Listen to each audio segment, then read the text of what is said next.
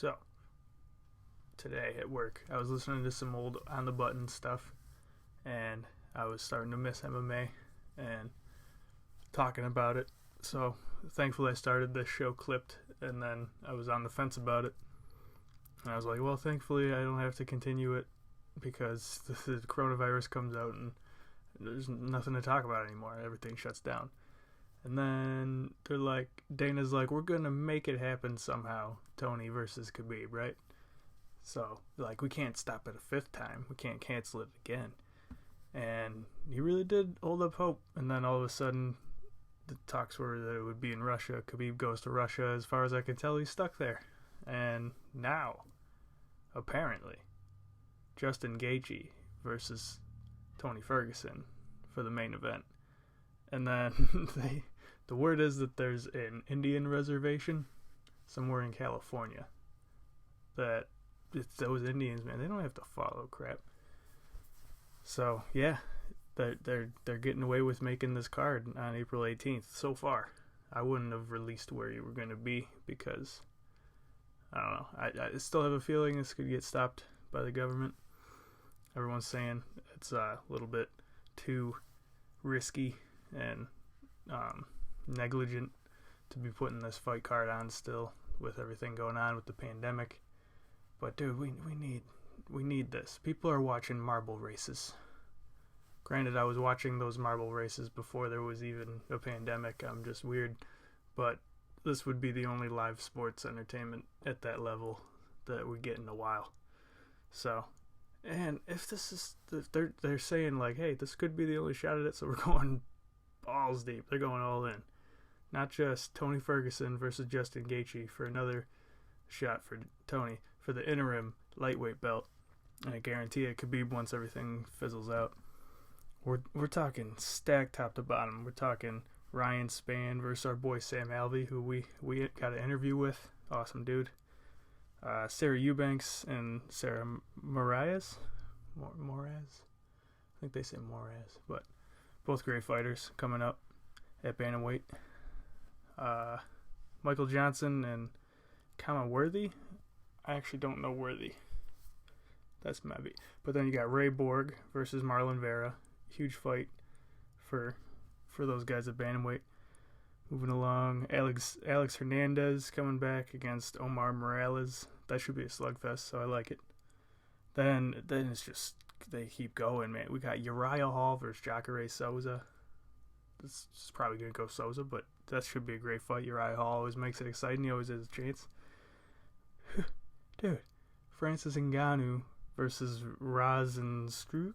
I don't know if I got that right, but it's the guy who knocked Alistair Overeem just flat dead. It's the two people who made Alistair Overeem look like he died fighting each other. This is crazy. Everyone's hesitant to get excited about Ngannou versus another knockout artist because of what happened with Black Beast and Ngannou, but I have a better feeling about this one. Jeremy Stevens and Calvin Kattar, or Cater, I've heard both.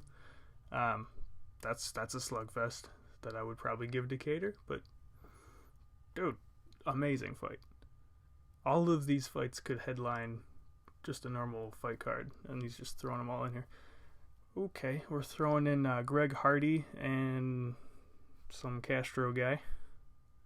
Alright, well, we'll watch that guy be that something that he is.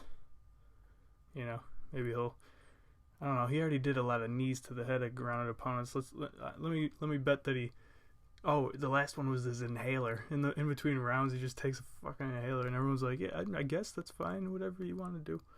So I'm a put money on that he just straight puts his finger in Castro's eyeball and pulls it out because it's Greg Hardy. And then the co-main, Jessica Andrade versus Rose Namajunas, the rematch of the fight where Andrade took the belt from Namajunas with that defense of the armbar where she slammed her unconscious. This time, of course, not for the belt because why am I blanking on her name? Zhang is the title holder, and she just beat JJ in one of the best fights in UFC history. Is that lightning? Okay, that's good to know. So yeah, if this really happens, UFC 249 from undisclosed Native American location. Man. Oh, that's thunder. It was lightning. Look at that. Where there's thunder, there is lightning. And UFC 249 is going to be lightning, man. So if they actually pull this off, I'm all for it. This would be April 18th, so a little ways out. It's a pandemic, so much could change. I miss stand-up, dude. I miss stand-up so bad. I'm realizing that it was the one thing that made me, like, not socially an asshole. I've been blown up at work for no reason. Like, people, like, literally the smallest inconvenience, I'm like, fuck. So, hopefully we get stand-up back soon. I don't see it for any time in the near future, but how did I skip over Nico Price versus Vincent Luque? Dude, another unbelievable fight. I don't know why my eyes skipped over that. This is not a real poster, but these are all confirmed fights that I've seen over and over in other posts. So, yeah, right here again. This one's legit. So, yeah, man, this is they're trying to make it happen.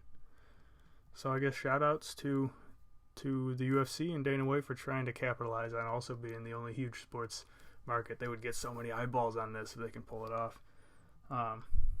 Shout outs to Sam Alvey and his incredible interview he did with us on the Button. You can go and find that on iTunes.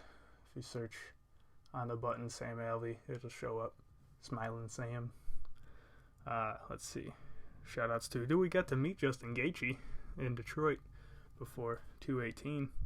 Sweet dude. He looked like he had a dip in. He was ready to brawl right in that very nice hotel. So, yeah, man. That's exciting. And I don't know, after 5 attempts, maybe one day down the road, we'll get Tony versus Khabib. But while I have you, it would be absolutely awful for this whole trajectory of what they're trying to do, but I'm telling you, I think that Justin Gaethje is going to win this fight. If this does happen, it's all in the air. But if this fight happens, Justin Gaethje is going to beat Tony Ferguson. That's my call. I see it going where there's scrambles on the ground. Tony's very dangerous. But if Gaethje doesn't get submitted, Tony will hit him with some crazy shots, but Gaethje he's controlled chaos now. He used to be just the gauntlet of chaos, but now he's controlled chaos. He's taken that insane power, hectic, come at you, break your will, and he's fine-tuned it into waiting a little bit more and then seeing everything in slow motion, finding his shot.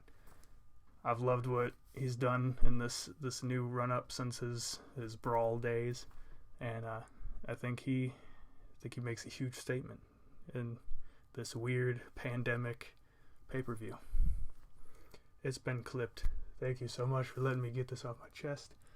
And I hope this works out, man. Cheers.